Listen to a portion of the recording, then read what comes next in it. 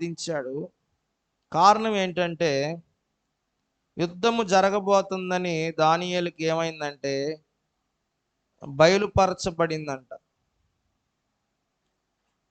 ఆ దర్శనాన్ని అతనికి తెలిసినప్పుడు ఈ దానియేలు ఏం చేశాడంటే 3 వారములు దుఃఖప్రాప్తుడనైతిని అంటాడు.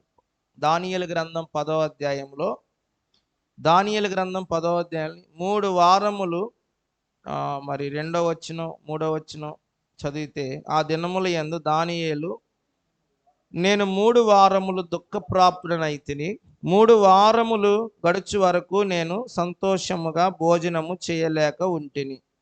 మాంసము ద్రాక్షారసము కానీ నా నోటికి రాలేదు. స్నానాభిషేకములు అంటే స్నానము అంటే కాదు, ఇంకా అభిషేకాలంటే మరి తలకి నూనె పెట్టుకోవటం, లేకపోతే మరి పర్ఫ్యూమ్స్ కొట్టుకోవటం, సెంట్ కొట్టుకోవటం, ఏమండి మన అందం కొరకు వాడే క్రీములు రాసుకోవటం, ఇవేమీ కూడా దానియేలు పక్కన పెట్టేశాడు. సువాసన వెదజల్లే వారి దగ్గర అప్పుడు ఉంటాయి కదా, శరీరం సువాసన వచ్చే తైలములు ఏమీ రాసుకోలేదంట. చూడండి, మొదటి నెల 24వ తేదీ చూడండి వాక్యంలో మనం గమనిస్తే దానియేలు ఉపవాస ప్రార్థనలు ఎందుకు జరుపుతున్నాము అని గమనిస్తే ప్రియులారా, మన యవనస్తుల క్షేమం కొరకు. చెప్పండి ఏంటంట? మన పిల్లల క్షేమం కొరకు. పిల్లలు మరలా స్కూళ్ళు మరలా తెరుస్తున్నారు, వారు స్కూల్కి వెళ్ళబోతున్నారు. మరి స్కూల్కి వెళ్ళి మరలా వారి భవిష్యత్తులో చదువుకొని వృద్ధి పొందాలని తల్లిదండ్రులైన మనం కూడా మన పిల్లల్ని ఏం చేస్తాం? స్కూల్లో జాయిన్ చేస్తాం. మరి కాలేజీస్ కూడా మళ్ళీ రీఓపెనింగ్ అవుతున్నాయి, పిల్లలు మరలా కాలేజీలకి వెళ్ళబోతున్నారు. మరి స్కూల్ నుండి కొంతమంది కాలేజీకి వెళ్తున్నారు, కాలేజీ నుండి కొంతమంది యూనివర్సిటీకి వెళ్తున్నారు, కొంతమంది చదువుకొని ఉద్యోగాల కొరకు ఎదురు చూస్తున్నారు. యవనస్తులే ఉద్యోగాల కొరకు ఎదురు చూస్తున్నారు. కొంతమంది చిన్నపిల్లలు కూడా స్కూల్లో మరలా తిరిగి వెళ్ళబోతున్నారు. అయితే మన పిల్లలు చదువులు బాగుండాలని, మన పిల్లలు చదువుల్లో వృద్ధి పొందాలని, ఈ సంవత్సరం మహాదేవుని జ్ఞానం మన పిల్లలకి దేవుడు దయచేయాలని, ఆయన బలమైన రెక్కల్లో ఉన్న ఆరోగ్యము మన పిల్లలకి దేవుడు దయచేయాలని, అలాగే వారు దేవుని సన్నిధిలో నాటబడిన వారై వారు ఒలీవ మొక్కల వలె దేవుని మందిర ఆవరణలో వారు ఎదిగే వారిగా వర్ధిల్లాలని, పిల్లల క్షేమం కొరకు, అలాగే యవనస్తుల క్షేమం కొరకు, వారి ఉద్యోగాల కొరకు. మన యవనస్తులు ఉద్యోగాలు పొందాలి, వివాహాలు జరిగి సెటిల్ అవ్వాలి. అర్థమవుతుందా? చాలామంది యవనస్తులు వివాహాల కొరకు ఎదురు చూస్తున్నారు, ఉద్యోగాల కొరకు ఎదురు చూస్తున్నారు. యవనస్తులు కూడా మరి దేవుని సన్నిధిలో మారుమనసు పొంది రక్షణ పొందిన వారిగా మార్చబడాలి. ఈ 2 కారణాలే, ఏమండి, పిల్లలు యవనస్తుల కొరకు. రెండోది, మరి తల్లిదండ్రులైన వారు మీరు గమనించాలి. ఏంటంటే నీ పిల్లల కొరకు బాధ్యత కలిగి నువ్వు ప్రార్థన చేయాలా లేదా అనేది నీ ఇష్టం. అది నీ ఇష్టం అనేది మనం చెప్పగలం. వాక్యంలో చూసినప్పుడు ఇంకా చాలా విషయాలు నేర్చుకోబోతున్నాం, నేను క్లుప్తంగానే చెప్తాను. దేవుని బిడ్డలారా, మరి 3వదిగా సంఘ క్షేమాభివృద్ధి కొరకు తన ప్రజలకు రాబోతున్న కీడుని ఉద్దేశించి దానియేలు తెలుసుకున్నప్పుడు, దానియేలు అంట భోజనం చేయలేకపోయాడంట. 21 రోజులు అన్నపానాలు తినలేకపోయాడంట, భోజనం దగ్గరికి రానివ్వలేకపోయాడు. ఇంకా దానియేలు ఉపవాసం అంటే ఏంటంటే, వాక్యంలో మనం చూసినప్పుడు మాంసాహారం మానేశాడు, శాకాహారం తింటున్నాడు, ద్రాక్ష రసం మానేశాడు, తైలాభిషేకాలు మానేశాడు. 3 వారములు 21 రోజులు దేవుని దగ్గర కూర్చొని ప్రార్థన చేస్తున్నాడు. వాక్యాన్ని గమనించండి. మరి మనం కూడా రేపటి నుండి 3 వారాలు ఉపవాసం ఉండి ఏం చేయబోతున్నాం? ప్రార్థన చేయాలని దైవజనుడిగా నేను భారం కలిగి ఉన్నాను. 3 వారాలు ఉపవాసం ఉండి మన పిల్లల కొరకు ఏం చేయాలి? ప్రార్థన చేయాలి. అపవాదైన సాతాను ఎవరిని మృంగుదుమా అని గర్జన సింహం వలె వాడు తిరుగుతున్నాడు. మన పిల్లలు వాడి చేతుల్లో పడిపోకుండా, మన పిల్లల్ని వాడు మింగేయకూడదు. ఏం మింగకూడదు? సాతాను ఏం చేయకూడదు? చూడండి, ఎక్కడ చూసిన యవనస్తులు ఆత్మహత్యలు చనిపోతున్నారు, మన వార్తల్లో వింటున్నాం. యవనస్తులు త్రాగుడికి గురైపోతున్నారు, యాక్సిడెంట్లు, భయంకరమైన విపరీతమైన కార్యాల్లో యవనస్తులు అపవాదిని సాతాను వారిని మింగేస్తూ ఉంది. అందుకనే నాకు భారం కలిగి నేను చెప్తున్న మాట ఒకటి, చిన్నపిల్లల క్షేమం కొరకు, యవనస్తుల క్షేమం కొరకు, యవనస్తులు చిన్నపిల్లల చదువుల కొరకు, యవనస్తుల చదువుల కొరకు, యవనస్తుల ఉద్యోగాల కొరకు, యవనస్తుల వివాహాల కొరకు. మూడోది ఏంటంటే, ఈ యవనస్తులు చిన్నపిల్లలే కాకుండా మూడోది సంఘ క్షేమాభివృద్ధి కొరకు. చెప్పండి ఏంటంట? సంఘము క్షేమకరంగా ఉండాలి. చాలామంది చల్లారిపోయారు, ఆత్మీయంగా ఏమయ్యారు చెప్పండి? చల్లారిపోయిన స్థితిలో ఉంటున్నారు. మండించడానికి ఎంత ప్రయత్నించిన సేవకులు ఏమయ్యారంట? కొన్ని మండని కట్టెలను ఏమంటారు? పచ్చియేనా? స్తోత్రం. ఎండిని కూడా కొన్ని మండవు కదా, అది ఎండిని కూడా కొన్ని మండవు. అంటే వాటి గుణమే మండని గుణం ఏంటంట? కొన్ని మండని చెట్లు ఉంటాయి, సరిగా మండవై కదండి. మన మాస్టర్ గారికి బాగా తెలుసు, స్తోత్రం కలుగునుగాక. కొన్ని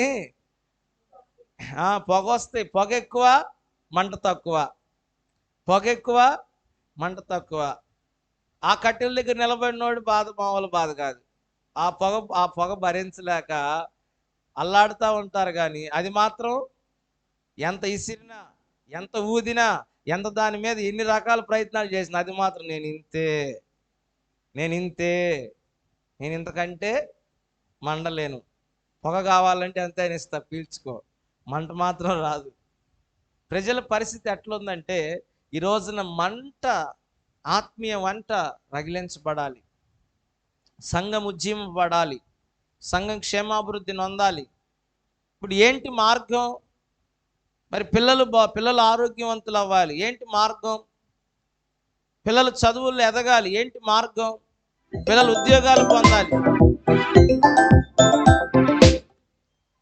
ఉద్యోగాలు పొందాలి, ఏంటి మార్గం? పిల్లలు మంచి ఘనమైన వివాహాలు జరిగించబడి వారి జీవితాలు స్థిరపరచబడాలి, ఏంటి మార్గం? ఏం చేస్తే మన బిడ్డలు దీవించబడతారు?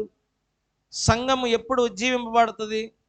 ఈ మండని అన్నీ కూడా ఎప్పుడు మండుతాయి అంటే, దేవుని వాక్యంలో గమనిస్తే ఉపవాస ప్రార్థన. ఏంటంటే చెప్పండి? ఉపవాస ప్రార్థన ద్వారా అనేక ఆశీర్వాదాలు ఉన్నాయి. చెప్పండి, ఏమున్నాయంట?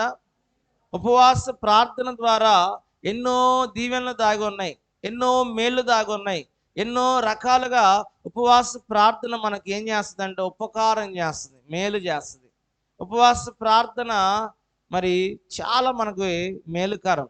ఉపవాస ప్రార్థన గురించే మీకు రాబోయే 21 రోజులు కూడా ఉపవాసంలో ఉన్న ఆశీర్వాదం ఏంటి, ఉపవాసం ఉన్న శక్తి ఏంటి, ఉపవాసంలో ఉన్న ప్రయోజనం ఏంటి, ఉపవాసం ద్వారా మనం పొందుకునే కార్యాలు ఏంటి, ఉపవాసం ద్వారా మన కుటుంబాలు ఎలా మార్చబడతాయి, ఉపవాసం ద్వారా మనం ఎలా దేవునికి దగ్గర అవుతాం, ఉపవాసం ద్వారా మనం ఎలాగా ఉన్నత స్థితిలో ఎదగలుగుతాం, ఇలా అనేక కోణాల్లో దేవుడు మనతో మాట్లాడబోతున్నాడు. దేవునికి స్తోత్రం కలుగును గాక. ఉపవాస ప్రార్థన నేను ఆధారం చేసుకున్నాను. దానియేలు జీవితాన్ని గమనిస్తే, దానియేలు అనే పేరుకి అర్థమైందంటే దేవుడే నాకు తీర్పరి. ఏంటంటే దేవుడే నాకు తీర్పు తీర్చేవాడు. దానియేలు అనే పేరుకి అర్థమైంది దేవుడే నాకు.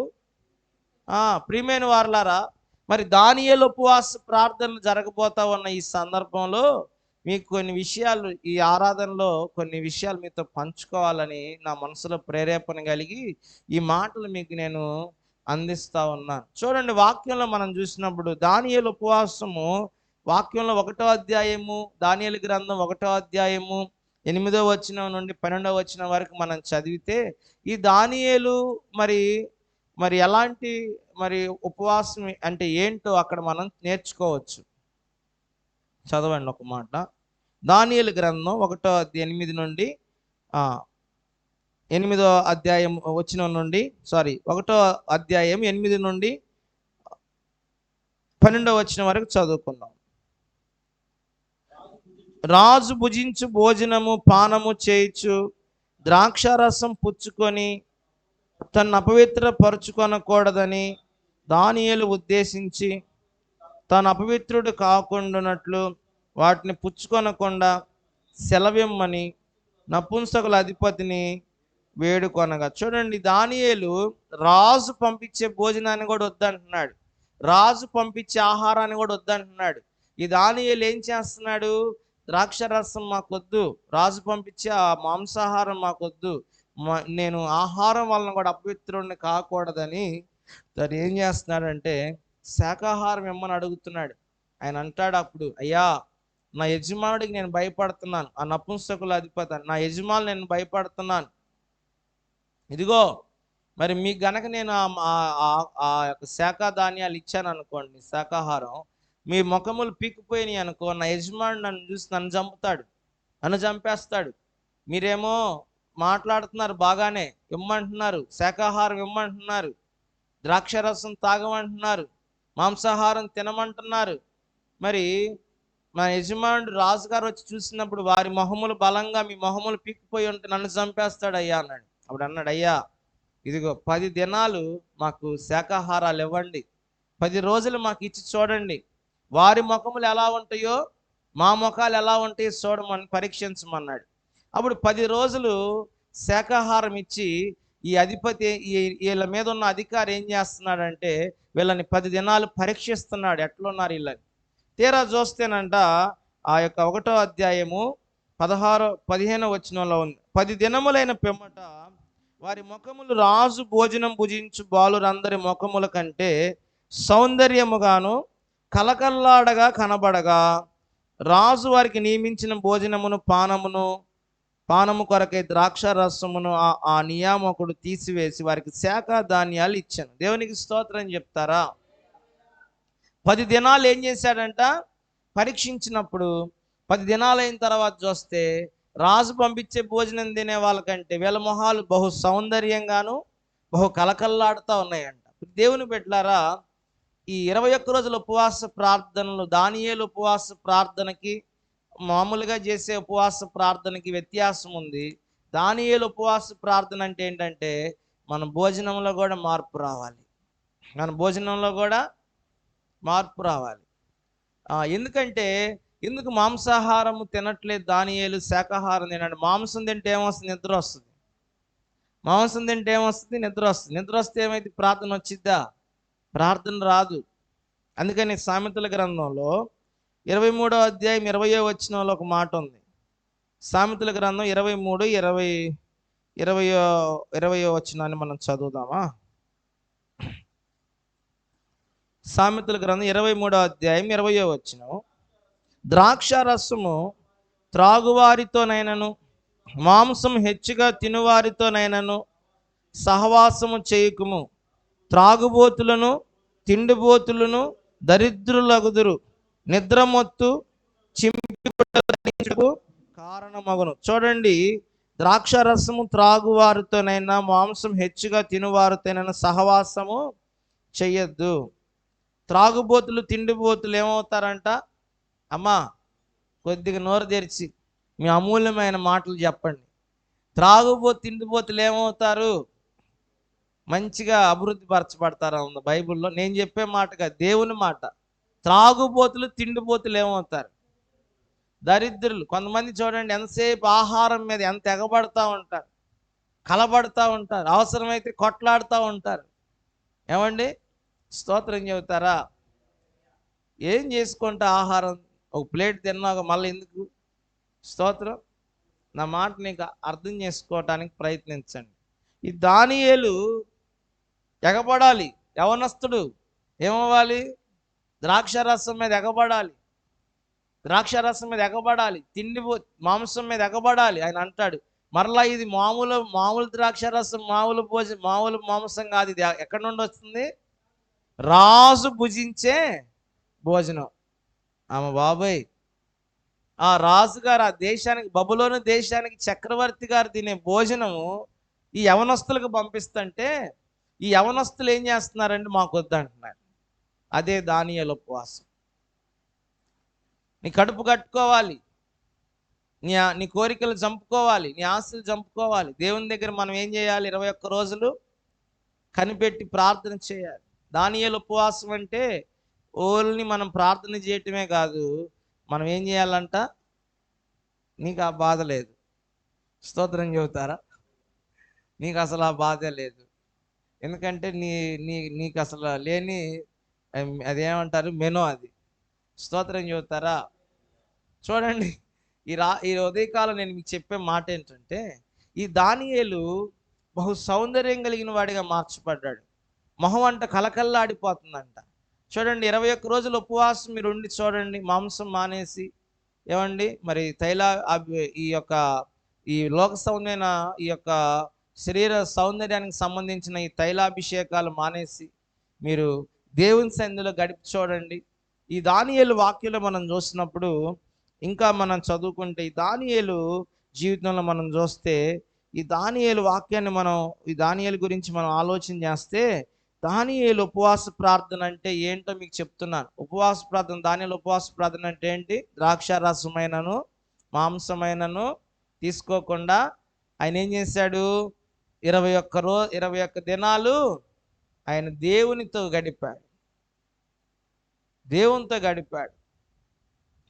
వాక్యంలో చూస్తే యవనస్తులు గురించి మనం ఆలోచన చేస్తే, ఈ దానియేలు గురించి మనం ఆలోచన చేయగలిగితే, ఈ దానియేలు ఉపవాస ప్రార్థన ద్వారా అనేక దీవెనలు పొందుకున్నాడు. అవన్నీ కూడా చివరిలో చెప్తాను నేను.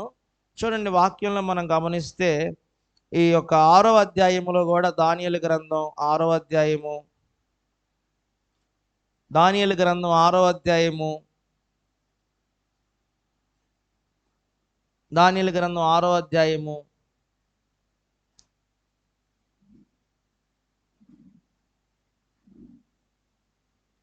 9వ వచనాన్ని చదువుకున్నప్పుడు, కాగా రాజు దర్యావేషు శాసనము వ్రాయించి సంతకము చేసెను.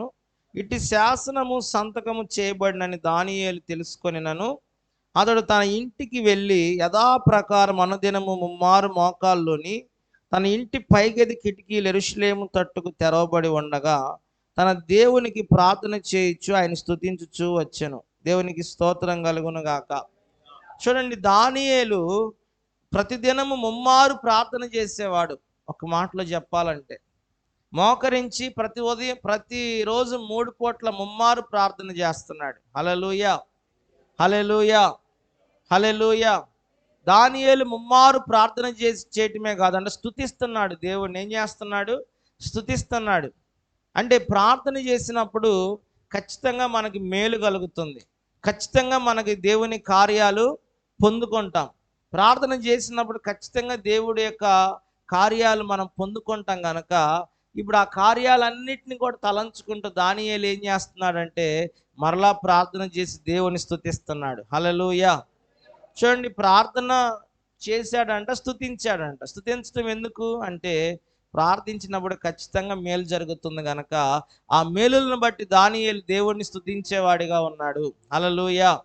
నేను ఈరోజు ఉదయం ఈ దానియేలు గ్రంథాన్ని ధ్యానం చేస్తున్నప్పుడు, దానియేలు యొక్క ఉపవాస ప్రార్థన గురించి ఆలోచిస్తున్నప్పుడు, దానియేలు యొక్క జీవితంలో మనం చదువుకున్నప్పుడు, ఈ దానియేలు యొక్క సీక్రెట్ ఏంటంట? దానియేలు యొక్క సీక్రెట్ ఏంటంటే, దానియేలు ప్రార్థనాపరుడు. ప్రార్థన అంటే ఏంటి తెలుసా? దేవుని మీద ఆధారపడటం. ప్రార్థన అంటే ఏంటి? దేవుని మీద ఆధారపడటం. ప్రార్థన అంటే ఏంటంటే దేవునితో బంధం కలిగి ఉండటం. చెప్పండి, ఏంటంట? దేవునితో బంధం కలిగి ఉండటం. మరి దానియేలు జీవితం అంతా నేను పరిశీలిస్తా ఉన్నప్పుడు, ఈ యొక్క 12 అధ్యాయాలు ఉన్నాయి దానియేలు గ్రంథంలో. 12 అధ్యాయాలు ఉన్నాయి. ఈ 12 అధ్యాయాల్లో కూడా దానియేలు మరి సీక్రెట్ ఏంటని నేను గమనించినప్పుడు, దానియేలు ప్రేయర్ఫుల్గా ఉన్నాడు, ప్రార్థనాపరుడుగా ఉన్నాడు.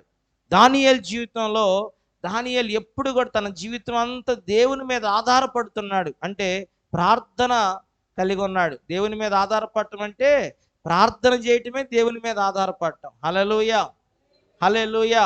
దేవుని తనకున్న బంధాన్ని ఎప్పుడు కూడా విడిచిపెట్టలేదు. అంటే ప్రార్థన చేయటమే దేవునితో బంధం కలిగి ఉండటం. హల్లెలూయా చెప్పండి. ప్రార్థన చేయటమే అతని సీక్రెట్ ఏంటంటే దేవునికి తనకున్న బంధాన్ని ఎప్పుడు విడిచిపెట్టలేదు. దేవుని మీద ఎప్పుడు ఆధారపడుతున్నాడు. పిల్లరా వాక్యాన్ని గమనించండి. ఈ దానియేలు మరి ఇశ్రాయేలీల రాజవంశములలో మరి ప్రత్యేకమైన యవనస్తుడు. ఇతని బబులోను దేశానికి దేవుడు తీసుకొచ్చాడు. బబులోను దేశానికి తీసుకొచ్చి ఆ దేశములో బానిసగా అతను జీవించడానికి ఇదిగో మరి ఆ యొక్క నెబుకద్నెజర్ రాజు అతన్ని తన యొక్క రాజుల యొక్క రాజవంశంలో ఆ యవనస్తుల్ని ఎవరైతే తర్ఫీదు ఇస్తారో వాళ్ళకు అప్పగిచ్చాడు. బబులోను భాషను, బబులోను విద్యను నేర్పించమని. అయితే గమనిస్తే ఆ దానియేలు ఏమయ్యాడంటే ఆ దేశానికి ప్రధానమంత్రి అయిపోయాడు. ఎట్లా అయిపోయాడు చెప్పండి? ప్రధానమంత్రి అయిపోయాడు. ఈ దానియేలు ప్రధానమంత్రి అవటమే కాదు, ఈ దానియేలు 120 మంది అధిపతుల మీద ప్రధానమంత్రి అయ్యాడు. మరి 3 ప్రధానులు ఉన్నారు. 120 మంది అధిపతులు, 3 ప్రధానులు. ఈ 3 ప్రధానుల్లో కూడా 3వ వచనం చూస్తే ఈ దానియేలు 6వ అధ్యాయము 3వ వచనం. దానియేలు గ్రంథం 6వ అధ్యాయం 3వ వచనం.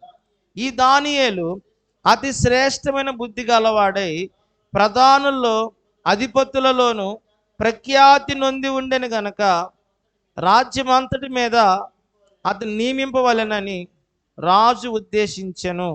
చదువుకుందాం 4వ వచనం కూడా. అందుకు ఆ ప్రధానులు అధిపతులను రాజ్య పాలన విషయంలోను దానియేలు మీద ఏదైనా ఒక నింద మోపవలనని ఉండి తగిన హేతు కనిపెట్టుచుండేరు గాని దానియేలు నమ్మకస్తుడై ఏ నేరమైనా ఏ తప్పైనా చేయువాడు కాడు గనక దానియేలులో తప్పైనను లోపమైనను కనుగొనలేకపోయిరి. అందుకు ఆ మనుషులు అతని దేవుని పద్ధతి విషయం అందే కానీ మరి ఏ విషయం ఉంది అతనిలో లోపము కనుగొనలేమనుకొనిరి. దేవునికి స్తోత్రం చెప్పండి. ఏమనుకుంటున్నారు వీళ్ళు? ఇతను ఏ తప్పు చేయడు, ఏ లోపము ఇతనిలో కనుగొనలేము, ఏ తప్పు ఇతనిలో కనుగొనలేము. ఇదిగో మరి ఏ పాపం కూడా చేసేవాడు కాదు. మరి ఇతనిని దేశం అంతటి మీద రాజుగారు మనందరి మీద అధికారిగా నియమించాలని కోరుకుంటున్నాడు. ఇతన్ని ఎలాగైనా మనం అడ్డు తొలగించుకోవాలని చెప్పి అతనిలో తప్పు కానీ నేరమైన ఏదైనా పట్టుకోవాలని చూస్తున్నప్పుడు వాళ్ళకు ఒక ఆలోచన వచ్చింది. ఇతను తప్పైనా ఏ లోపమైనా మనం కనుగొనలేము, ఒక దేవుని పద్ధతిలోనే దొరుకుతాడు. ఎక్కడ దొరుకుతాడంట? చెప్పండి. ఏ మాట? మంచి మాట. ఆ మాట నాకు భలే నచ్చింది. దేవుని పద్ధతిలోనే దొరుకుతాడు. దేవునికి స్తోత్రం. మొన్న ఆదివారం ఆరాధన మానేస్తానా? మా బంధువులు ఎంత ముఖ్యమైన వాళ్ళైనా, వాళ్ళు ఎంత పెద్ద ఫంక్షన్ పెట్టుకున్నా రమ్మంటే నేను ఎట్లా వెళ్తాను చెప్పండి? ఆదివారం నాకు కుదరదయ్యా, సోమవారం పెట్టుకొని వస్తాను. సోమవారం మా కుదరదు అంటారు వాళ్ళు. అయితే నేను రాను. ఇప్పుడు వాళ్ళకి ఎక్కడ దొరుకుతాం? మనం కూడా ఎక్కడ దొరుకుతాం? దేవుని పద్ధతిలోనే దొరుకుతాం. చూడండి, దానియేలు శాసనము చేయబడిన సంతకం గురించి దానియేలుకి తెలుసు. కానీ దానియేలు ఏమాత్రం భయపడలేదు. చెప్పండి, ఏమాత్రము. నా మాట వినండి, ఏమాత్రము భయపడలేదు. హల్లెలూయా. ఏమాత్రం భయపడలేదు. చూడండి, తన జీవితంలో ధైర్యం కలిగి ఉన్నాడు. తను యథాప్రకారం తన ఇంటికి వెళ్ళి ముమ్మారు ఏం చేశాడు? మోకరించి ప్రార్థన చేస్తున్నాడు. అనుదినము తను ప్రార్థన చేస్తున్నాడని రాజుగారు చెప్తారు 6వ అధ్యాయంలోనే. తర్వాత వచ్చిన ఆ సింహాల బోన్లో వేసిన తర్వాత నువ్వు అనుదినము సేవించునని దేవుడు నిన్ను కాపాడుతాడని నాకు తెలుసు దానియేలు. స్తోత్రం చెప్పండి. చూడండి, దానియేలు అనుదినము దేవుణ్ణి సేవించేవాడు, ముమ్మారు ప్రార్థించేవాడు. అందుకనే దానియేలు యొక్క గొప్ప జీవితం మనకు ఆదర్శప్రాయంగా ఉంది. దేవుని బిడ్డలారా, ఈ రోజున దానియేలు ఏ తప్పైనా వారు పట్టుకోలేకపోతున్నారు. కారణం ఏంటంటే అతను ప్రార్థనాపరుడు. ఈ ప్రార్థన చేసే వాళ్ళ జీవితంలో ఏ తప్పు చేయడానికి దేవుడు వారిని మరి అపవాదికి అప్పగించలేడు. దానియేలు జీవితంలో దానియేలు భయపడట్లేదు. ఏం చేస్తున్నాడంట? ధైర్యం కలిగి ఉన్నాడు. చెప్పండి, ఏం కలిగి ఉన్నాడు? ధైర్యం కలిగి ఉన్నాడు. భయం అనేది లేదు. రాజు శాసనానికి భయపడట్లేదు, సింహాల బోన్లో వేస్తారని భయపడట్లేదు, మరణశిక్ష విధిస్తారని భయపడట్లేదు. భయమే లేకుండా వెళ్ళి ముమ్మారు ప్రార్థన చేస్తున్నాడు, స్తుతిస్తున్నాడు. వారు అనుకున్నారు ఇతడు తన దేవుని పద్ధతిలోనే మనకు దొరుకుతాడు. చూడండి ఎంత కాన్ఫిడెంట్ జనాలకి, మనుషులకి. వాక్యాన్ని గమనించండి. నేను అంటాను, ఈయన ప్రధానమంత్రి కదా, రాజు సముఖంలో ఉండేవాడు కదా, దేశంలో ఎన్నో బాధ్యతలు ఆయన నిర్వర్తించాలి కదా. ఇంత బిజీగా ఉండే మనిషి రోజుకి ముమ్మారు ఎలా మోకాలేసి ప్రార్థన చేయగలుగుతాడు? అంత సమయం ఎలా ఇచ్చాడు దేవుడికి? ఆ సమయం అసలు ఎలా ఇవ్వగలిగాడు? అన్నమాట మీరు అర్థం చేసుకోండి. ఆ సమయం ఎలా ఇవ్వగలిగాడు? దానియేలు సీక్రెట్ ఏంటో తెలుసా? తన ఆశీర్వాదానికి ప్రార్థనే, ఉపవాసమే. చెప్పండి ఏంటంట? ప్రార్థనే, ఉపవాసమే దానియేలు యొక్క సీక్రెట్. అతను ప్రధానమంత్రి. ఆ దేశంలో 3 ప్రధానులు ఉన్నారు. ఆయనలో ఆ 3లో కూడా ఈయన ప్రథముడు. దేశమంతటి మీద రాజు నియమించాలని అనుకునే గొప్ప వ్యక్తి. 120 మంది అధిపతుల యొక్క మీద అధికారిగా ఈయన ఉన్నాడు. ఈయన ఆ దేశమంతా కూడా ఎన్నో మరి ఆయనకి వర్క్స్ ఉంటాయి, బర్డెన్స్ ఉంటాయి. ఉండవా? ఉంటాయా? ఉండవా? చెప్పండి, ఉంటాయా? ఉండవా? మరి రాజు సముఖంలో కూర్చోవాలి. ప్రధానమంత్రి ఎక్కడ కూర్చోవాలి? రాజు దగ్గరికి వెళ్ళి రాజు సముఖంలో కూర్చోవాలి. అయినా మరి ఎట్లా బ్యాలెన్స్ చేసుకుంటున్నాడు టయాన్ని? ముమ్మారు ప్రార్థన చేస్తున్నాడంట. హల్లెలూయా. మనం అయితే కొంచెం పనిలో ఉంటేనే మనం బిజీ అని చెప్పేసి మనం ప్రార్థన చేయకుండా వదిలేస్తాం, దేవుని విడిచిపెట్టేస్తాం. కానీ దానియేలు తన దేవుని మీద ఆధారపడటం ఎప్పుడు కూడా మానుకోలేదు. తన దేవునితో ఉన్న బంధాన్ని ఎప్పుడు కూడా, ఎంత బిజీగా ఉన్నా, ఎంత పని ఒత్తిడి ఉన్నా, ఎంత మరి తనకి తొందరపాటు ఉన్నా కూడా తను మాత్రం అనుదినం ఏం చేస్తున్నాడు?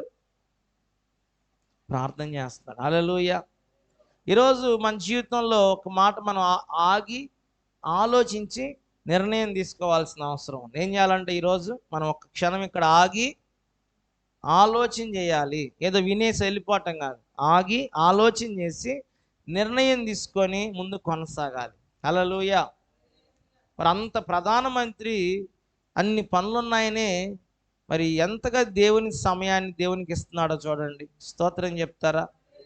ఈరోజు మనకైతే అంత పనులు లేవు, కానీ అయినా మనం దేవుని సన్నిధిలో సమయాన్ని ఇవ్వలేకపోతున్నాం అనేది ఒకసారి మనం ప్రశ్నించుకోవాలి, పరిశోధించుకోవాలి. దేవునికి స్తోత్రం కలుగును గాక. ప్రియమైన వారలారా, మరి దానియేలు జీవితంలో ఒక అన్యజనుడు అంటున్నాడు, సింహాల బోన్లో వేశారు.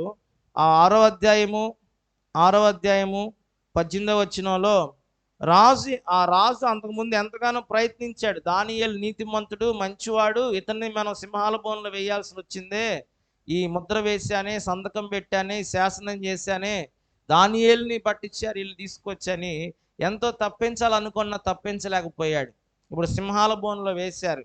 ఇప్పుడు వేసిన తర్వాత ఇంటికి వచ్చిన తర్వాత 18వ వచనం, అంతటా రాజు తన నగరుకు వెళ్ళి ఆ రాత్రి అంత ఉపవాసం ఉండి నాట్య వాయిద్యములు జరగనీయలేదు. అతను నిద్ర పట్టకపోయాను. తెల్లవారుజామున వేగిరమే లేచి సింహముల గుహ దగ్గరకు త్వరపడిపోయాను. అతడు గుహ దగ్గరకు రాగానే దుఃఖస్వరముతో దానియేలుని పిలిచి, జీవము గల దేవుని సేవకుడివైన దానియేలు, నిత్యము నీవు సేవించిన నీ దేవుడు నిన్ను రక్షింపగలిగినని అతన్ని అడిగాను. దేవునికి స్తోత్రం కలుగును గాక. హల్లెలూయా. ఆయన అంటాడు, నిత్యము నువ్వు సేవించే దేవుడు నిన్ను రక్షిస్తాడని నాకు తెలుసు, నేను రక్షించాడా అంటున్నాడు. దేవునికి స్తోత్రం కలుగును గాక.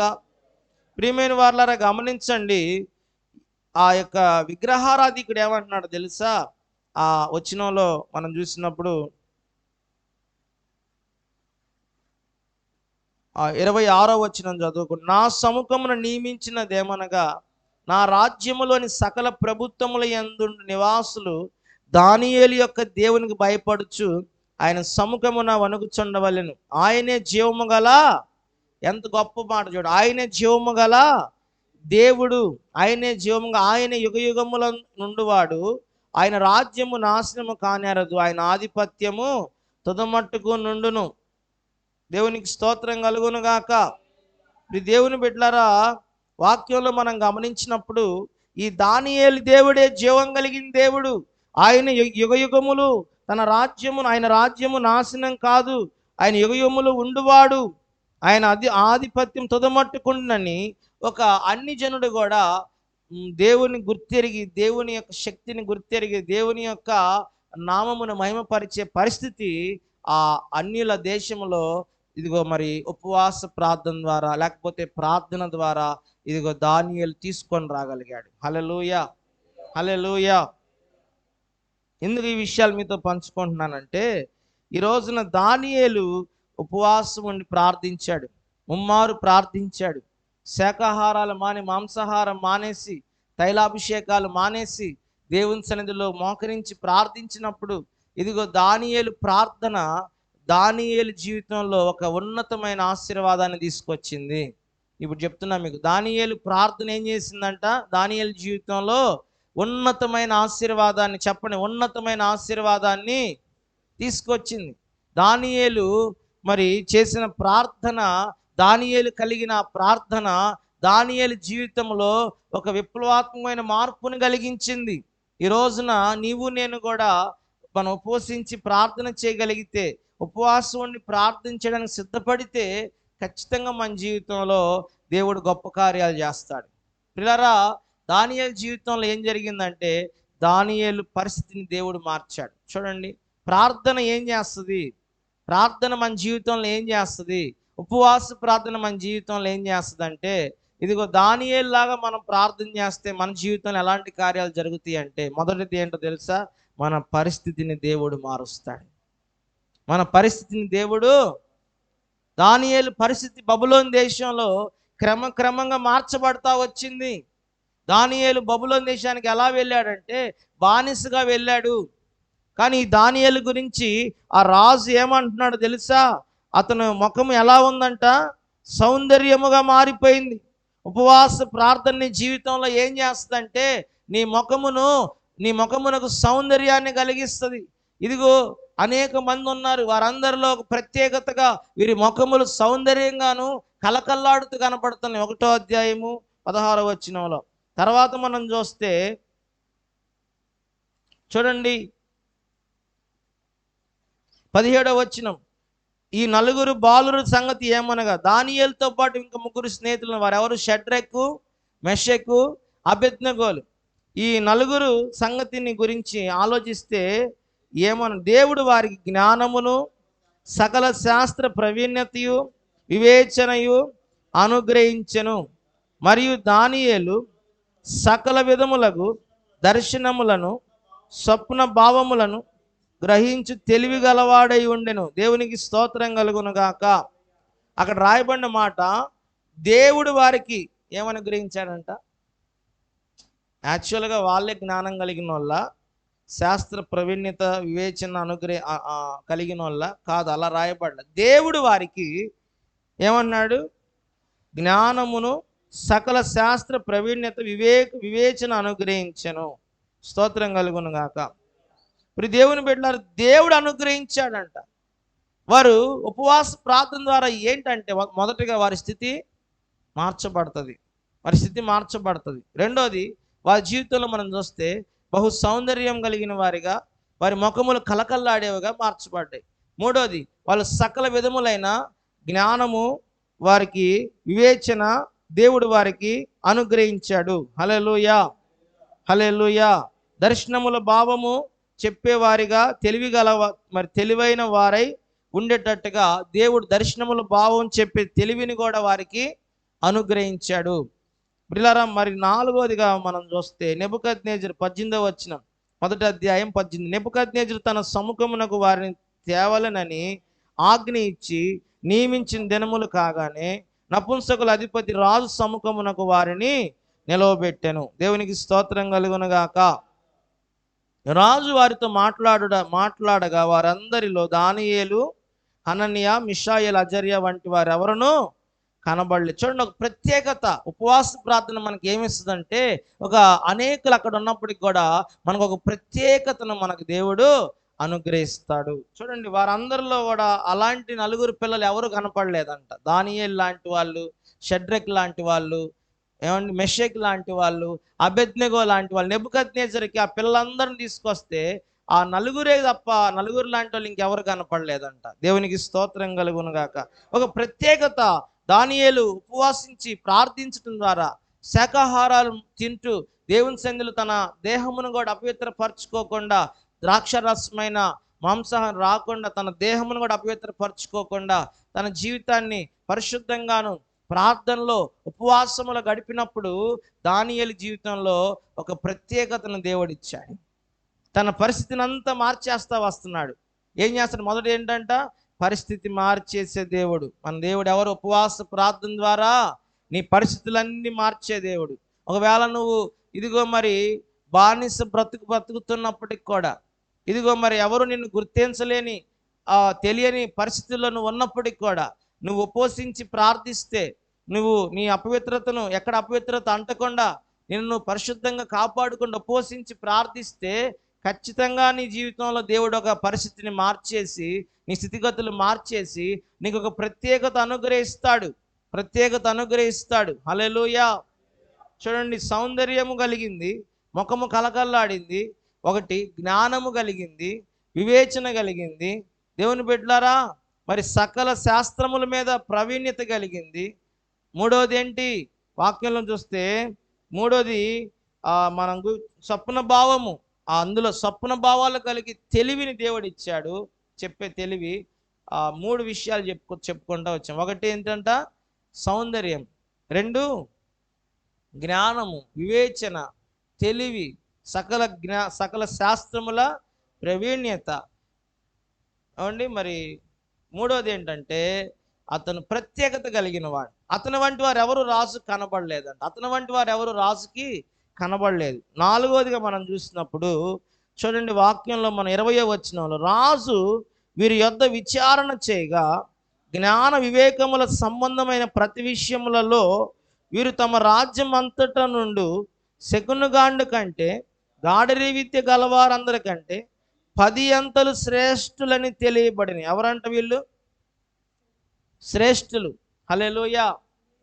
వీళ్ళకి శకునుగాండ్ల కంటే, గారడి విద్య కలిగిన వారి కంటే, శాస్త్రుల కంటే, అక్కడ ఉన్న వాళ్ళ తంత్రగాల కంటే కూడా, వాళ్ళకి అక్కడ ఉన్నారు కదా గారడి విద్య కలిగిన వారు, శకునుగాండ్లు, వీళ్ళందరికంటేనంట ఈయన ఎవరంట? 10 అంతలు శ్రేష్ఠులని తెలుసుకున్నాడంట నెబుకద్నెజర్ రాజు గారు. హల్లెలూయా. చూడండి, దానియేలు ఉపవాసం ఉంటున్నాడు, దానియేలు ప్రార్థనాపరుడు, దానియేలు దేవుని మీద తన జీవితం అంతా ఆధారపడతా వస్తున్నాడు ప్రార్థన ద్వారా. అందుకని దానియేలు 10 అంతల శ్రేష్టమైన గలవాడిగా దానియేలు యొక్క పరిస్థితిని దేవుడు మార్చేశాడు. హల్లెలూయా. తన పరిస్థితిని అంతా మార్చేస్తున్నాడు దేవుడు. దేవునికి స్తోత్రం. ఎలా మారుస్తున్నాడు తన పరిస్థితి అంతా అంటే, సౌందర్యం కలిగిన వాడిగా మార్చేస్తున్నాడు. ఆ 10 మంది, అంతమంది పిల్లల్లో వీళ్ళే సౌందర్యవంతులుగా తన పరిస్థితిని మార్చేశాడు.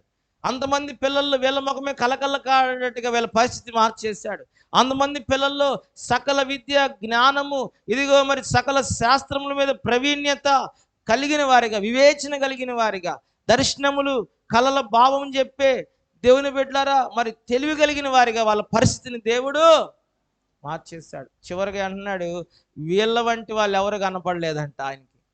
రాజుగారు ఆ పిల్లలతో మాట్లాడితే ఆ పిల్లలందరిలో వీళ్ళ వంటి వాడు ఎవడో కనపడకుండా వాళ్ళ పరిస్థితిని దేవుడు వీళ్ళని ఒక ప్రత్యేకమైన వారిగా మార్చేశాడు. హల్లెలూయా.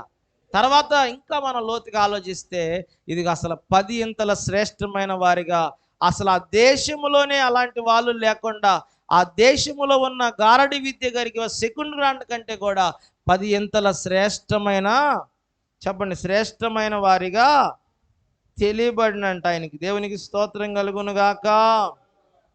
వాళ్ళ పరిస్థితి ఎట్లా మార్చాడు దేవుడు? 10 అంతల శ్రేష్టమైన వారిగా దేవుడు వారిని మార్చేశాడు. హల్లెలూయా.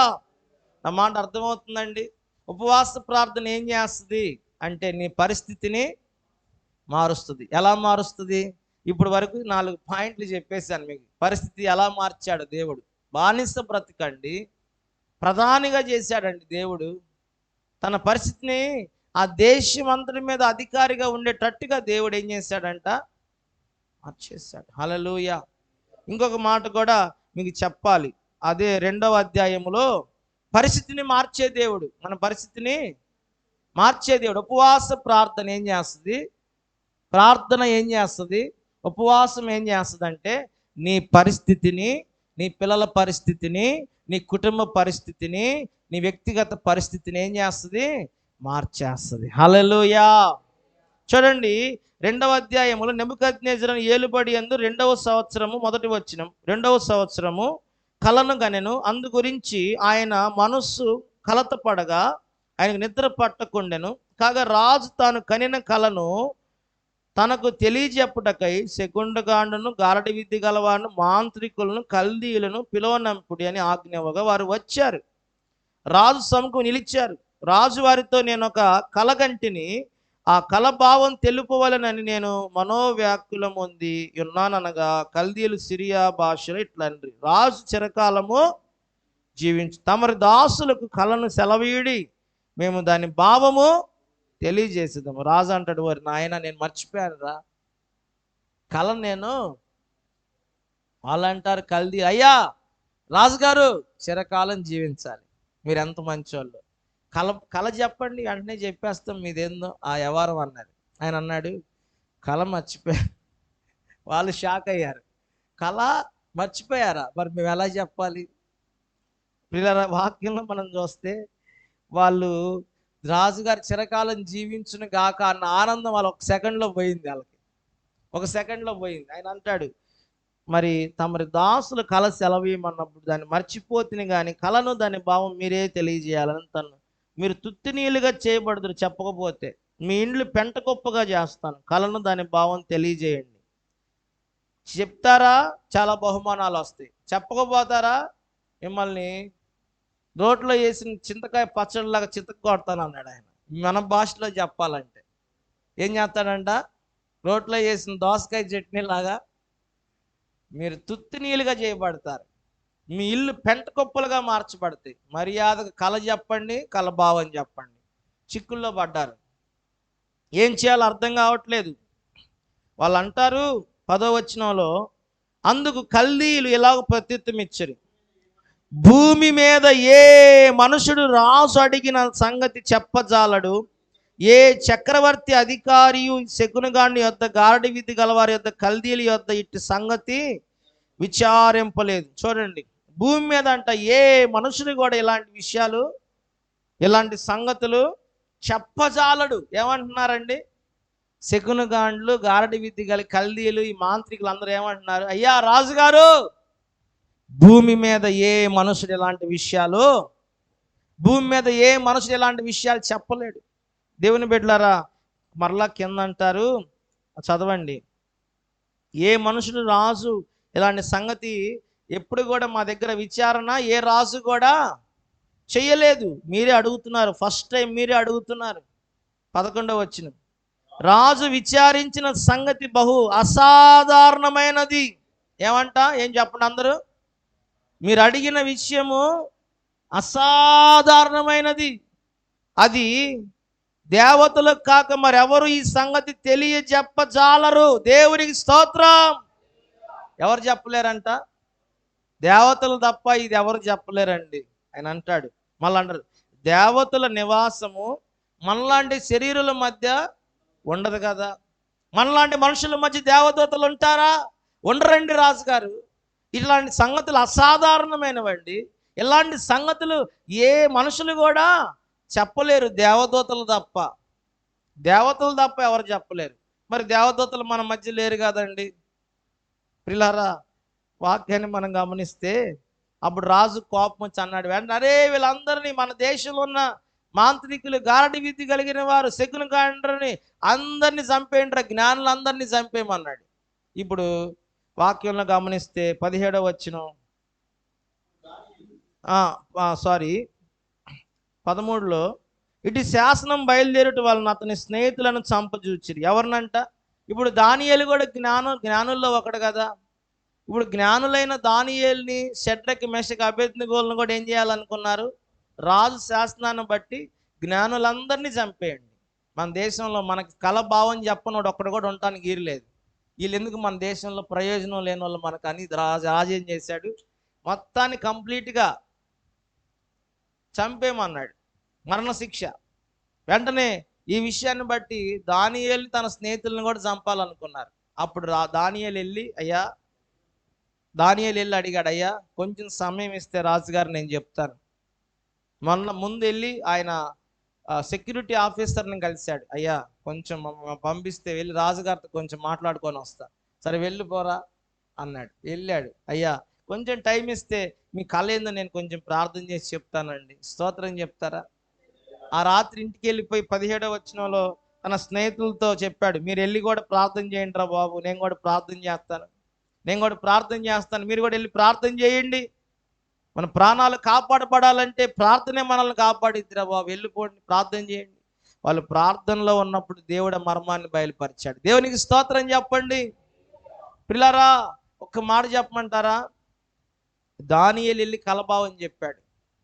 చూడండి ఎలాగ మన పరిస్థితులు ఉపవాస ప్రార్థన మార్చేస్తుంది. ఉపవాసము ప్రార్థన ఇదిగో ఏంటంటే దేవుని మీద ఆధారపడటం, దేవుని మీద ఒక బంధం కలిగి ఉంటుంది. దానియేలు సీక్రెట్ ఏంటి? దానియేలు రహస్యం ఏంటి? తన జీవితం అంతా ప్రార్థన చేస్తూ దేవుని మీద ఆధారపడుతున్నాడు. హల్లెలూయా.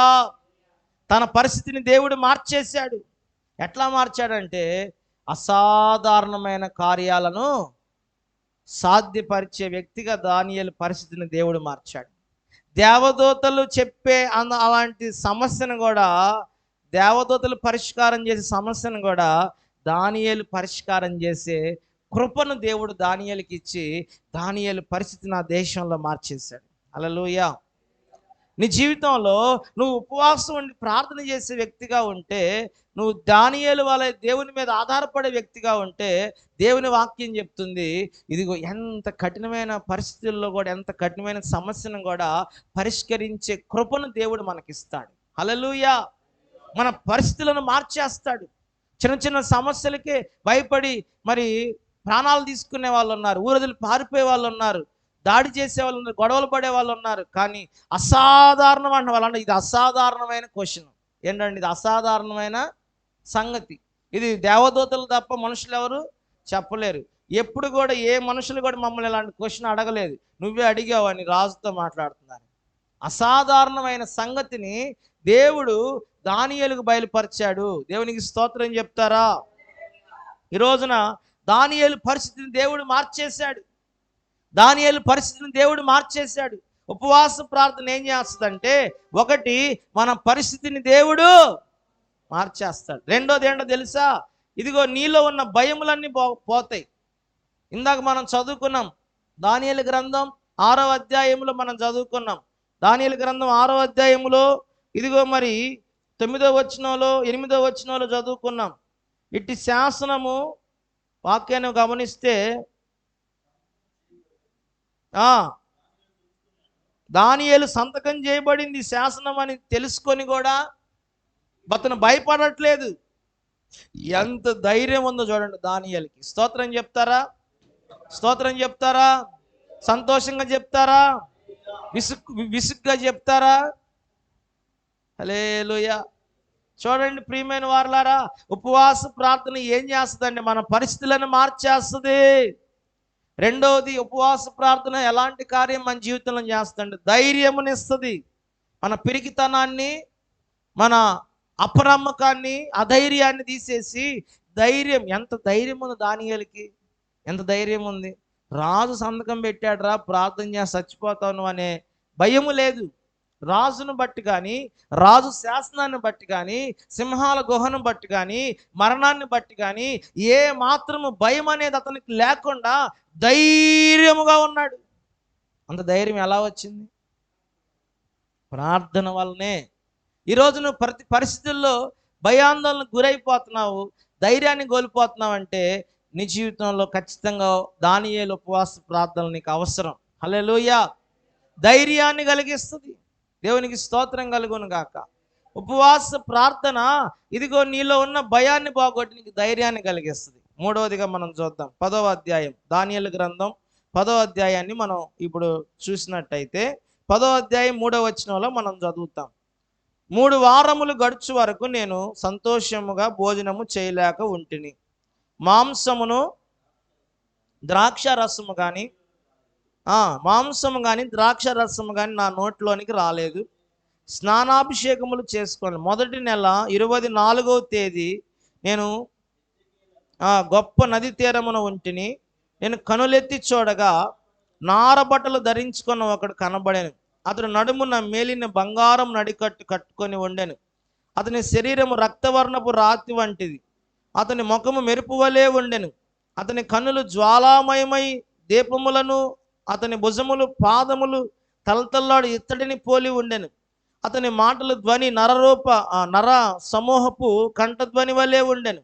దానియేలు నాకు ఈ దర్శనము కలగగా నాతో కూడా ఉన్న మనుషులు దాన్ని చూడలేదు కానీ మిగులు భయాక్రాంతులై దాగుకొన్న వారి వలె పారిపోయిరి. నేను ఒంటరినై ఈ గొప్ప దర్శనమును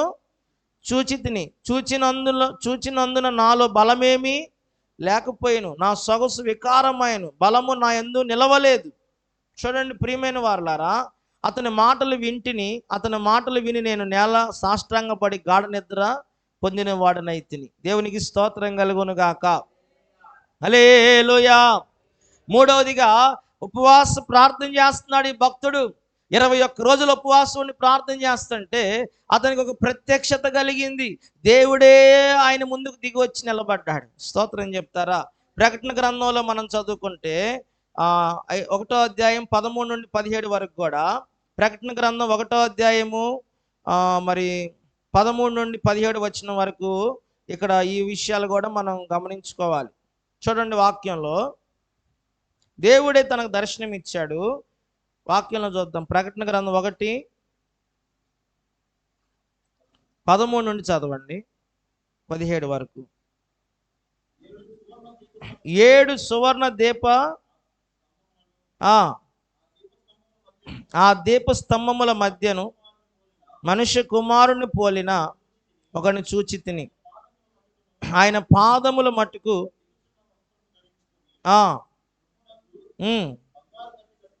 బంగారు దట్టి కట్టుకొని ఉండెను. ఆయన తల వెంట్రుకలు తెల్లని ఉన్నిని పోలినవై హిమమంతా, ఆయన నేత్రములు అగ్ని జ్వాల వలె ఉండెను. ఆయన పాదములు కొలిమిలో పుటం వేయబడి ఆయన కంఠ స్వరము జల ప్రవాహ ధ్వని వలె ఉండెను. 7 నక్షత్రములు పట్టుకొని ఉండెను. 2 అంచులు గల వాడైన కడ్డమోడు బయలు వెడల్చుండెను. ఆయన ముఖము మహా తేజస్సుతో ప్రకాశించిన సూర్యుని వలె ఉండెను. నేను ఆయన చూడగానే చచ్చిన వాని వల్ల ఆయన పాదముల యొద్ద పడి తిని, ఆయన తన కుడి చేతిని నా మీద ఉంచి నాతో ఇట్లైన, భయపడకము, దేవునికి స్తోత్రం, నేనే మొదటి వాడను కడపటి వాడను జీవించువాడను, మృతినైతిని కానీ ఇదిగో యుగయుగములు సజీవుడై ఉన్నాను. దేవునికి స్తోత్రం కలుగును గాక. చాలా మంది దానియేలు ఉపవాసం ఉండి ప్రార్థన చేసినప్పుడు దేవుడి ప్రత్యక్షత ఇచ్చాడు. కొంతమంది అంటారు దేవుడు కాదు దేవదూత. ఏమంటున్నారు? కొంతమంది దానియేలు ఉపవాస ప్రార్థన చేసేటప్పుడు దేవుడు కాదు ప్రత్యక్షత ఇచ్చింది, దేవదూతే ప్రత్యక్షత ఇచ్చాడు, దేవునికి స్తోత్రం అని అంటారు. కానీ నేనంటాను దేవుడు కానీ దేవదూత కానీ ఇదిగో దానికి జవాబు వచ్చింది. స్తోత్రం కలుగును గాక. ఏమొచ్చింది చెప్పండి? తనకి జవాబు వచ్చింది. హల్లెలూయా. 9వ వచనంలో నేను అతని మాటలు వింటిని, అతని 10వ అధ్యాయం 9 మాటలు వింటిని, నేను నేలను సాష్టాంగపడి గాఢ నిద్ర పొందిన వాడనైతిని. అప్పుడు ఒకడు చేతితో నన్ను ముట్టి నా మోకాలు అరచేతులు నేల మోపి నన్ను నిలవబెట్టెను. దానియేలు, నువ్వు బహు ప్రియుడవు గనుక నేను నీ వద్దకు పంపబడి తిని. దేవునికి స్తోత్రం కలుగును గాక. నువ్వు లేచి నిలబడు, నేను నీతో చెప్పిన మాటలు తెలుసుకొనుము. దేవునికి స్తోత్రం. ప్రియులారా, అని అంటే నువ్వు లేచి నిలబడు. దానియేలు, నువ్వు బహు ప్రియుడవు, అందుకే నేను నీ వద్దకు పంపబడ్డాను. స్తోత్రం కలుగును గాక. చూడండి, ఉపవాసం ఉండి ప్రార్థన చేస్తున్నప్పుడు మనకి ఏం కలుగుతుందంటే, మూడవదిగా దేవుడే మనకు ప్రత్యక్షత అనుగ్రహిస్తున్నాడు. ఆయన అంటాడు, ఇదిగో ఆయన ప్రత్యక్షత చూచి ఆయన స్వరం విన్నప్పుడు అంట బలహీనుడైపోయాడంట. ఏమైపోయాడు? తనలో ఉన్న బలవంతా పోయింది, బలహీనుడైపోయాడు. అయితే దేవుడు తన చేతితో ముట్టి ఏం చేస్తాడంటే ఆయనే తను ఏం చేస్తున్నాడు, మోకాళ్ళ మీద పెట్టాడంట. స్తోత్రం కలుగునుగాక. నిలబడమంటున్నాడు. నువ్వు బహు ప్రియుడవయ్యా, దేవునికి స్తోత్రం కలుగునుగాక. భయపడకము, నువ్వు తెలుసుకున్న వలనని నీ మనసును అప్పగించి దేవుని ఎదుట నిన్ను తగ్గించుకొని 12వ వచనం చదవండి.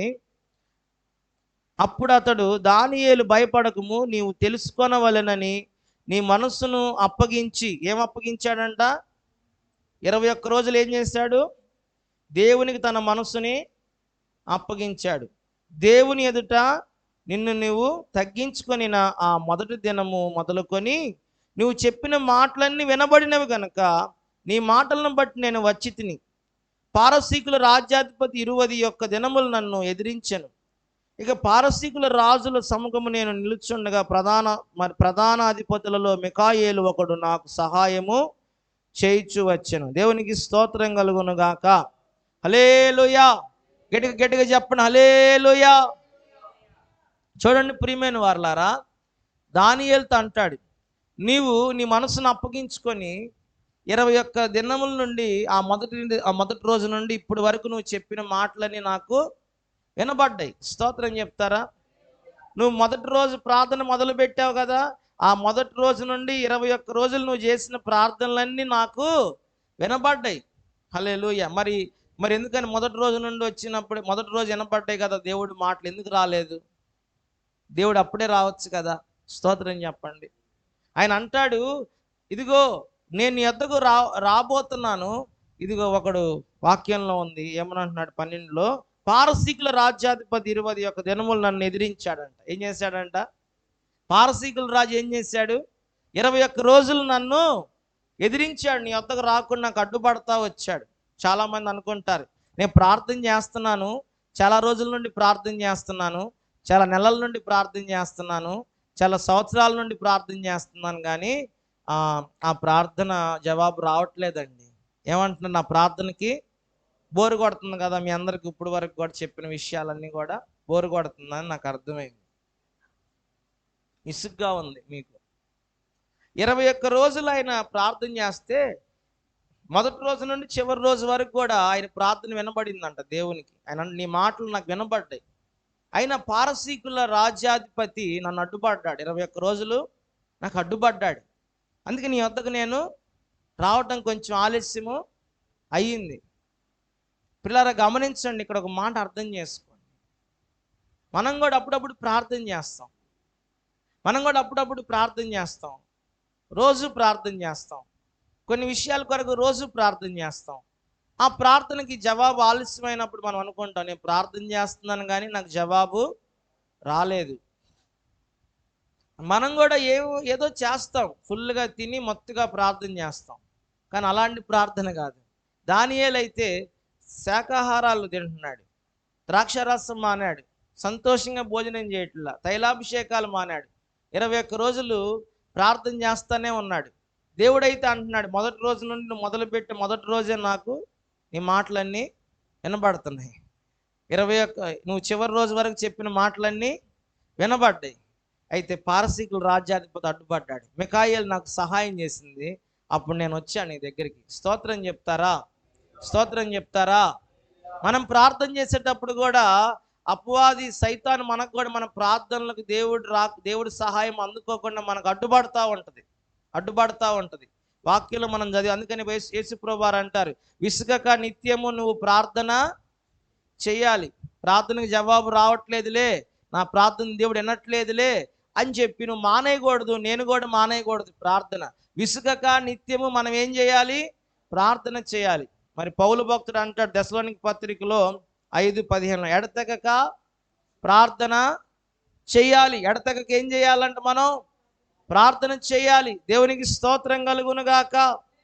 ఎఫెసీ పత్రికలో ఉంటుంది 18వ అధ్యాయం, విసుగక నిత్యము ప్రార్థన చేయాలి. ప్రియమైన వారలారా గమనించండి, ఈరోజు నేను మీకు చెప్పే మాట ఏంటంటే, మరి ఎఫెసీ పత్రికలో కూడా 6వ అధ్యాయం 12లో కూడా ఒక మాట ఉంది. ఏంటంటే ఆ మాట చదవండి ఎవరైనా. ఎఫెసీ 6:12, ఏలయనగా మనం పోరాడునది శరీరులతో కాదు కానీ ప్రధానులతోనూ అధికారులతోనూ ప్రస్తుత అంధకార సంబంధమైన దురాత్మల సమూహముతోను ఆకాశ మండలములో ఉన్న దురాత్మల సమూహముతో మనం పోరాడుచున్నాము. దేవునికి స్తోత్రం చెప్పండి. మనం పోరాడేది ఎవరితో అంట? దేవుని నామానికి మహిమ. అయ్యా, మనం దురాత్మల సమూహంతో పోరాడితే దేవునికి స్తోత్రం చెప్పాలా? దేవునికి స్తోత్రం చెప్పాలి. మనం దురాత్మల సమూహంతో పోరాడే స్ట్రాంగ్ పీపుల్గా దేవుడు మనల్ని మార్చినందుకు దేవునికి స్తోత్రం చెప్పండి. హల్లెలూయా. మనము దురాత్మలను, దెయ్యాలను చూసి, అంధకార సంబంధమైన శక్తులను చూసి భయపడి పారిపోయే గుంపులో మనల్ని పెట్టల దేవుడు. వాటిని ఎదిరించి పోరాడే గుంపులో దేవుడు మనల్ని పెట్టాడని మనం దేవునికి స్తోత్రం చెప్తున్నాం. Praise the Lord. హల్లెలూయా. ప్రియులారా, గమనించుకోవాలి. ఆనాడు ఈ దానియేలు ప్రార్థన చేస్తుంటే ప్రత్యక్షత ఇచ్చిన ఆ వ్యక్తి అంటాడు, అయ్యా, నీవు మొదటి రోజు నుండి నీ మనసును అప్పగించావు దేవునికి, తగ్గించుకున్నావు దేవుని దగ్గర. నువ్వు చెప్పిన మాటలన్నీ మొదటి దినము నుండి నాకు ఇప్పుడు వరకు వినబడతానే ఉన్నాయి. కానీ నేను బయలుదేరి వచ్చేటప్పుడు నీకు జవాబు తీసుకొని బయలుదేరి వచ్చేటప్పుడు ఇదిగో ఈ లోకాధిపతి సైతాన్ అడ్డం పడింది అంటున్నాడు. ఏం పడిందంట? సైతాన్ ఏం పడింది? ఈయన ప్రార్థనకు జవాబు రాకుండా సైతాన్ ఏం చేసింది? 21 రోజులు నన్ను అడ్డగించింది. మిఖాయేలు దూత వచ్చి నాకు వాడితో పోరాడుతూ సహాయం చేస్తూ ఉంటే నేను నీ ముందుకి వచ్చాను. మొదటి రోజే దేవుడు బయలుదేరాడు ప్రార్థనకు జవాబు తీసుకొని. కానీ 21 రోజులు ఏం చేసిందంట? 21 రోజులు ఏం చేసింది? అదే కదా వాక్యం ఉంది. 21 దినములు నన్ను, చూడండి అక్కడ రాయబడిన మాట 13వ వచనం, పారసీకుల రాజ్యాధిపతి 21 దినములు నన్ను ఎదిరించెను. ఎన్ని రోజులు ఎదిరించిందంట? 21 దినములు ఎదిరించింది. అడ్డుపడింది, పోరాడుతుంది. నీ ప్రార్థనకు జవాబు రాకుండా అపవాది దేవుని సమాధానం నీకు పొందుకోకుండా అడ్డుపడుతుంది. ప్రియులారా, మరి అందుకనే కొన్నిసార్లు మన ప్రార్థనకు ఆలస్యం కావచ్చు. కొన్నిసార్లు జవాబు దేవుని యొద్ద నుండి మన ప్రార్థనకు ఆలస్యము కావచ్చు. మన కార్యాలకి కొంత టైం తీసుకోవచ్చు దేవుడు. అయితే అపవాది నీ ప్రార్థనకు జవాబు రాకుండా అడ్డుపడుతుందని ఈరోజు నువ్వు గమనించాలి. మనం కూడా అప్పుడప్పుడు, ఏంట్రా నాకు ఈ బాధ, ఇన్ని నెలల నుండి ప్రార్థన చేస్తున్నాను జవాబు రావట్లేదు, ఇన్నిసార్లు నుండి ప్రార్థన చేస్తే జవాబు రావట్లేదు. ప్రార్థనకు ఏం చేస్తుందంటే అపవాది ఎదిరిస్తున్నాడు, పోరాడుతున్నాడు. మన మీద కూడా పోరాడేవాడు ఉన్నాడు.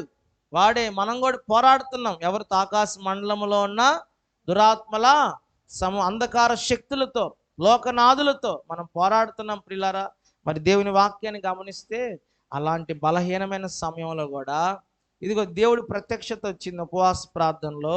ఇప్పుడు అపవాదైన సాతాను జవాబు ఆలస్యం చేస్తున్నాడు. ఇదిగో దేవుడు స్వరం విన్నప్పుడు అతను బలహీనుడైపోయాడు. దేవుడు ఆ బలహీనతలో సాతాను జవాబు రాకుండా పోరాడుతున్నప్పటికి కూడా ఇదిగో దేవుడు ప్రత్యక్షత ఇచ్చాడు. దేవుడు స్వరము వినిపించాడు.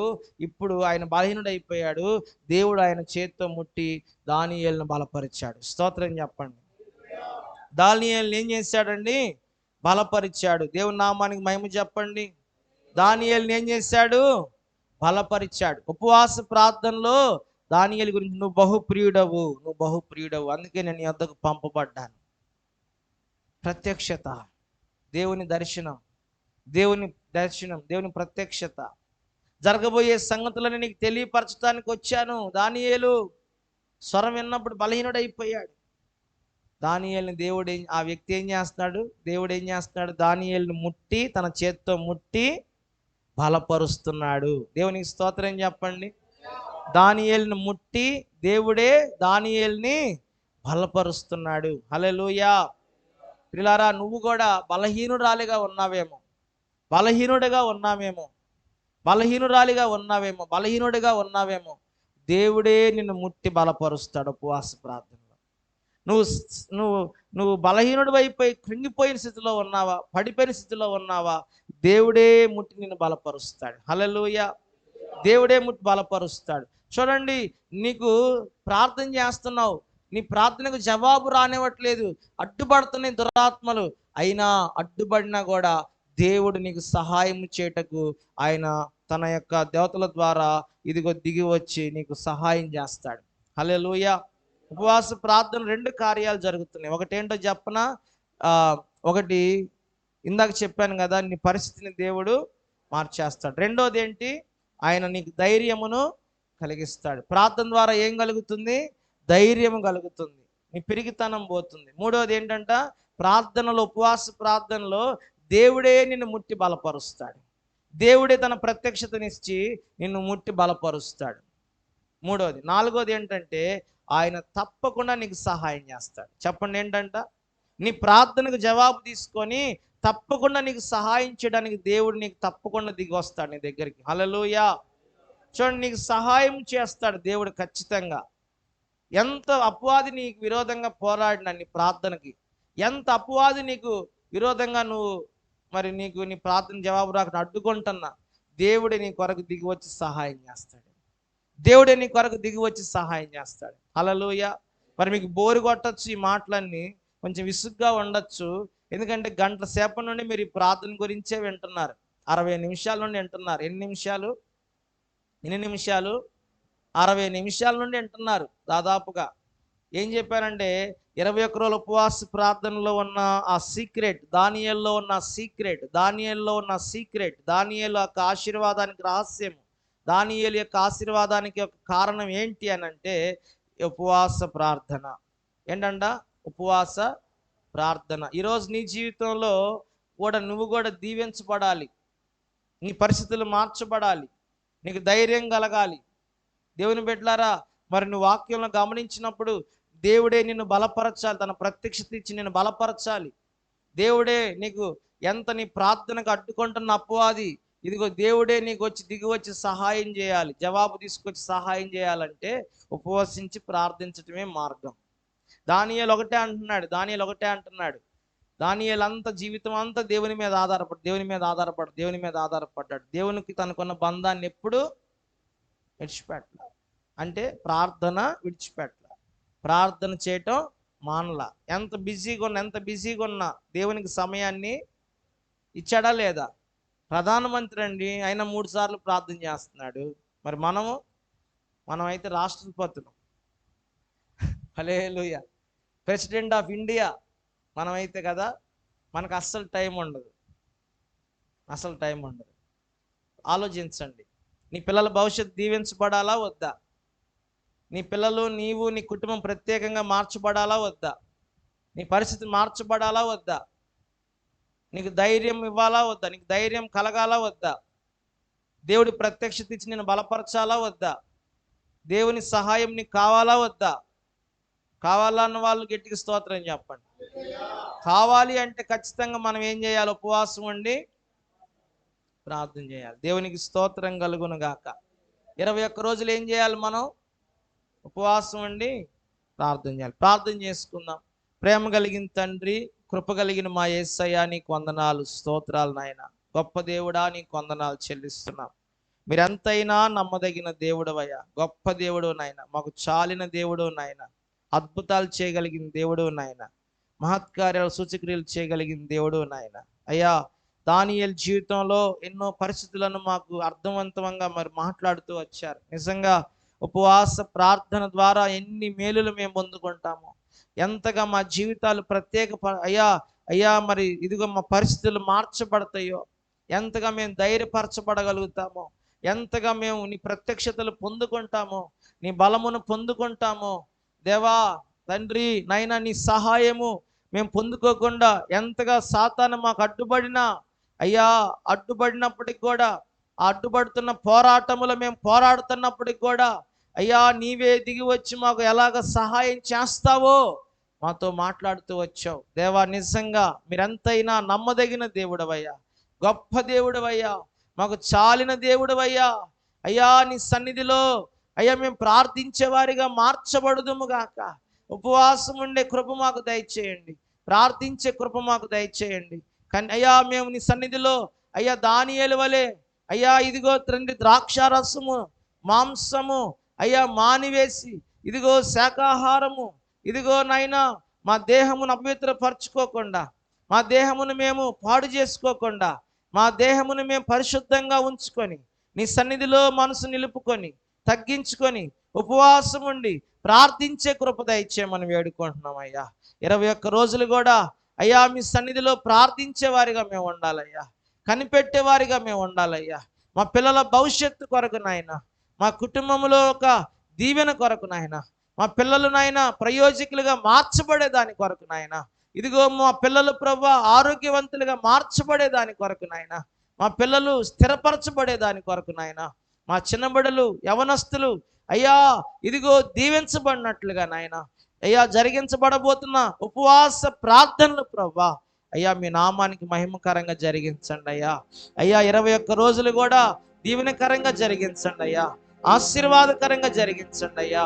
అయ్యా ఇదిగో మీ నామములో అయ్యా ఎవరు కూడా ఉపవాస ప్రార్థనకు దూరంగా ఉండకుండా అనేకులు మీరు ఆకర్షించండి ప్రభా, అనేకులు మీరు అయ్యా కదిలించండి ప్రభా, అనేకులు మీరు దర్శించండి ప్రభా. ఈ యొక్క ఉదయ కాలంలో మాట్లాడిన నీ మాటలన్నీ కూడా మా హృదయాల్లో నీరు కట్టి ఫలించబడినట్లుగా సహాయం చేయండి ప్రభా. అయ్యా విన్న మాటలు ఎవరు విని విడిచిపెట్టేవారిగా ఉండకూడదు ప్రభా.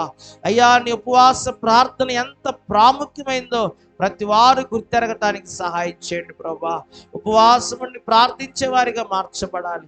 దానియేలు వంటి కృప మేము పొందుకోవాలయ్యా, దానియేలు వంటి కృప మేము పొందుకోవాలయ్యా, దానియేలు వంటి కృప మేము పొందుకోవాలయ్యా. సహాయం చేయండి, సహాయం చేయండి అయ్యా, సహాయం చేయండి ప్రభా. ఉపవాస ప్రార్థన ద్వారా మేము విజయాలు పొందుకునేటట్టుగా చేయండి ప్రభా. ఉపవసించి ప్రార్థించే వారిగా మార్చండి ప్రభా.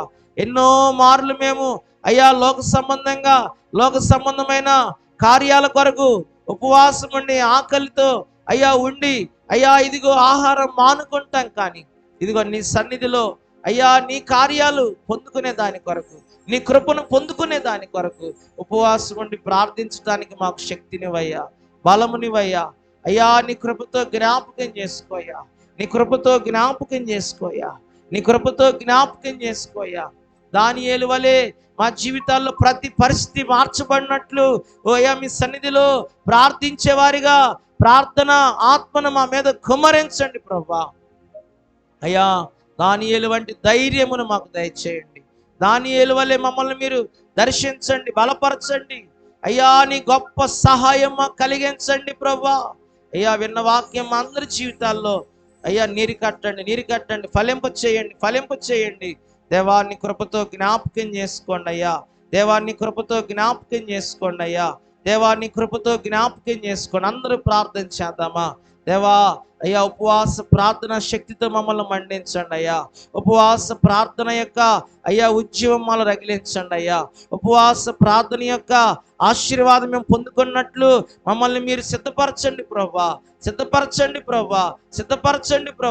నీ పునరుద్ధానపు ఆరాధనలో నీ పునరుద్ధాన బలము చేత నింపండి ప్రభా, పునరుద్ధానపు శక్తి చేత నింపండి ప్రభా, పునరుద్ధానపు ఆశీర్వాదం చేత నింపండి ప్రభా. అయ్యా నీ కృపతో జ్ఞాపకం చేసుకోమని సమస్త ఘనత మహిమ ప్రభావాలు మీకు ఆరోపిస్తూ నజరేయుడైన యేసుక్రీస్తు నామములో ప్రార్థించి అడిగి పొందుకున్న మా పరమ తండ్రి, ఆమేన్, ఆమేన్. తండ్రి అయిన దేవుని ప్రేమ, కుమారుడైన యేసుక్రీస్తు వారి యొక్క కృప, పరిశుద్ధాత్మిక అన్యోన్య సహవాసం, సమాధానం, త్రియేక దేవుని దీవెన ఆశీర్వాదాలు ఇప్పుడు ఎల్లప్పుడూ మనకు సకల పరిశుద్ధులకు సదా తోడై నడిపించును గాక. ఆమేన్. అందరికి వందనాలు, స్తోత్రాలు. రేపు ఉదయం నుండి 10 గంటలకు ఇక్కడ ప్రార్థన జరుగుతుంది. మీరందరూ కూడా సిద్ధపడి రండి. మీరు ప్రార్థనలో ఉండటానికి ఇష్టపడ